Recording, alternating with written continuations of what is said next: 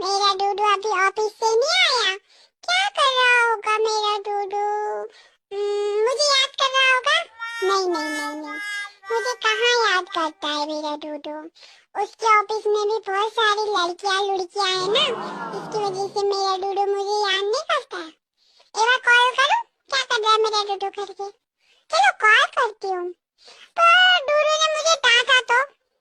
कैसे डांटेगा मैं भी बताऊंगी, डांटेगा तो मैं दोबारा डांट दूंगी। कॉल करती हूँ। हेलो।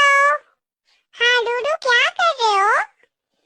काम कर रहा हूँ बुबू, काम कर रहा हूँ, काम काम काम। समझ गई हो? तुम क्या कर रही हो? मैं क्या करूँ, मैं कुछ करती ही नहीं हूँ, मैं तो सिर्फ सोई रहती हूँ। घर का सारा काम आप ही तो करके जाते हो, मैं तो बैठी रहती हूँ दिन भर बैठी। यार बुबू, मेरे पास लड़ने का टाइम नहीं है, घर आऊंगा फिर लड़ लेना यार। बाय बाय, मैं बात करता हूँ।